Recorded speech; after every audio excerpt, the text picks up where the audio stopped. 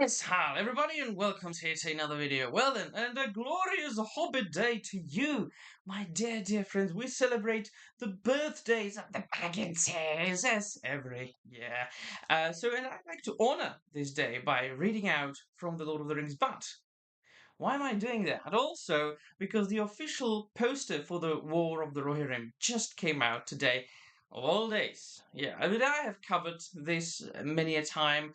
I have put out a reaction to the official trailer on my channel. You can find it there. What they are going to do, and they are doubling down on it with this poster, is that they are going to focus on a character that wasn't even named in the 3 pages that make up the story of Helm Hammerhand in the appendices to The Lord of the Rings. So that is basically what Amazon is doing. The same thing, the Warner Brothers. They are doing the very same thing, and I have covered it multiple times. I have said that this being an anime production, like genuine anime made by Japanese people, it really doesn't fit Tolkien for me stylistically, but I could look past that if it was, because it's like really, I mean, it's black and on white here. There's no mystery what the story is about. So if you really stuck to the source material, I would be okay with this style of animation, right? It's just, creative freedom, stylistic choices. But it's once again that which I absolutely abhor, and that is you're adapting something and you're just doing something completely different. So instead of this, which I'm going to be reading today, the entire passage that deals with Helm Hammerhand in the appendices to The Lord of the Rings, they decided to do Princess Mononoke in Middle-earth. I love Miyazaki films. I love Princess Mononoke, but why would I go and see Princess Mononoke in Middle-earth when I can see the genuine Princess Mononoke, the film, or just read the snippet from the appendices to The Lord of the Rings and have the best of both worlds, not in one, but separated as it should be. And before I start, I'd like to say, if there is like slip of the tongue, if I stutter or stumble, just be nice. It's been a long day. I'm not recording an audiobook here. Of the kings of the Mark between Eorl and Theoden, most is said of Helm Hammerhand. He was a grim man of great strength. There was at that time a man named Freka, who claimed descent from King Freawin, though he had, men said, much Dunlandish blood, and was dark-haired. He grew rich and powerful, having wide lands on either side of the Adorn. Near its source he made himself a stronghold and paid little heed to the king. Helm mistrusted him, but called him to his councils, and he came when it pleased him. To one of these councils Freka rode with many men, and he asked the hand of Helm's daughter for his son Wulf. But Helm said, "You have grown big since you were last here, but it is mostly fat, I guess." And men laughed at that, for Freka was wide in the belt.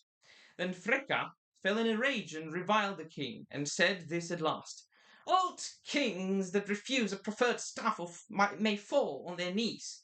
Helm answered, "Come, the marriage of your son is a trifle. Let Helm and Freka deal with it later. Meanwhile, the king and his council have matters of moment to consider." When the council was over, Helm stood up and laid his great hand on Freka's shoulder, saying, "The king does not permit brawls in his house, but men are freer outside," and he forced Freka to walk before him out from Edoras into the field. To Freka's men that came up he said, "Be off, we need no hearers. We are going to speak of a private matter alone. Go and talk to my men." And they looked and saw that the king's men and his friends far outnumbered them, and they drew back. "Now, Dunlanding," said the king, "you have only Helm to deal with, alone and unarmed. But you have said much already, and it is my turn to speak. Freka, your folly has grown with your belly. You talk of a staff. If Helm dislikes a crooked staff that is thrust on him, he breaks it. So, with that, he smote Freka such a blow with his fist that he fell back stunned and died soon after. Helm then proclaimed Freka's son and near kin the king's enemies, and they fled, for at once Helm sent many men riding to the west marches. 4 years later, 2758, great troubles came to Rohan, and no help could be sent from Gondor, for 3 fleets of the Corsairs attacked, and there was war on all its coasts. At the same time Rohan was again invaded from the east, and the Dunlandings, seeing their chance, came over the Isen and down from Isengard. It was soon known that Wulf was their leader. They were in great force, for they were joined by enemies of Gondor that landed in the mouths of Lefnui and Isen. The Rohirrim were defeated, and their land was overrun, and those who were not slain or enslaved fled to the dales of the mountains. Helm was driven back with great loss from the crossings of Isen and took refuge in the Hornburg and the ravine behind, which was after known as Helm's Deep. There he was besieged. Wulf took Edoras and sat in Meduseld and called himself king. There Haleth, Helm's son, fell, last of all defending the doors. Soon afterwards, the long winter began, and Rohan lay under snow for nearly 5 months, November to March 2758 to 9. Both the Rohirrim and their foes suffered grievously in the cold, and in the dearth that lasted longer. In Helm's Deep there was a great hunger after Yule, and being in despair against the king's counsel, Hama, his youngest son, led men out on a sortie and foray, but they were lost in the snow. Helm grew fierce and gaunt for famine and grief, and the dread of him alone was worth many men in the defence of the burg. He would go out by himself, clad in white, and stalk like a snow troll into the camps of his enemies, and slay many men with his hands. It was believed that if he bore no weapon would bite on him. The Dunlandings said that if he could find no food, he ate men. The tale lasted long in Dunland. Helm had a great horn, and soon it was marked that before he sallied forth he would blow a blast upon it that echoed in the deep. And then so great a fear fell on his enemies that instead of gathering to take him or kill him, they fled away down the Coombe. One night men heard a horn blowing, but Helm did not return. In the morning there came a sun gleam, the first for long days, and they saw a white figure standing still on the dyke, alone, for none of the Dunlandings dared come near. There stood Helm, dead as a stone, but his knees were unbent. Yet men said that the horn was still heard at times in the deep, and the wraith of Helm would walk among the foes of Rohan and kill men with fear.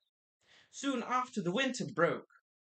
Then Frealaf, son of Hild, Helm's sister, came down out of Dunharrow, to which many had fled, and with a small company of desperate men, I lost myself. He surprised Wulf in Meduseld and slew him, and regained Edoras.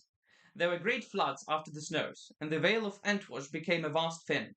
The eastern invaders perished or withdrew, and there came help at last from Gondor, by the roads both east and west from the mountains. Before the year 2759 was ended, the Dunlandings were driven out, even from Isengard, and then Frealaf became king. Helm was brought from the Hornburg and laid in the 9th Mount, even after the white Cymbalmuna grew there most thickly, so that the mount seemed to be snow-clad. When Frealaf died, a new line of mounts was begun. And so that is basically the story of Hammerhand as recorded in the appendices to The Lord of the Rings. So, what the heck do they want to do with the daughter of Hel that they named Hera? Let me know in the comments down below what you think. And that'll be all. Thank you very much for watching, and Amari.